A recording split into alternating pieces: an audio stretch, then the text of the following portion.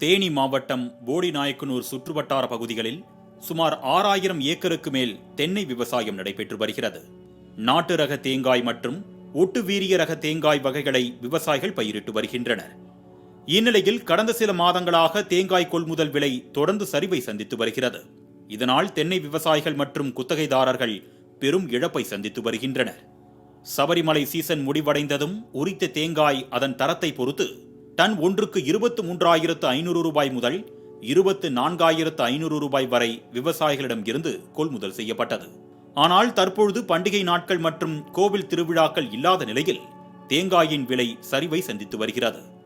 ஒரு டன் 23,500 ரூபாய் வரை மட்டுமே கொள்முதல் செய்யப்படுவதால் தென்னை விவசாயிகள் மற்றும் குத்தகைதாரர்கள் பெரும் இழப்பை சந்தித்து வருகின்றனர். அத்துடன் தேங்காய்கள் எண்ணிக்கை கணக்கில் இல்லாமல் எடை கணக்கில் கொள்முதல் செய்யப்படுவதால் தேங்காய் வெட்டுக்கூலி, தேங்காய் உரிப்பு கூலி போக லாபம் ஈட்ட முடியவில்லை என்று வேதனை தெரிவிக்கின்றனர் தேங்காய் குத்தகைதாரர்கள்.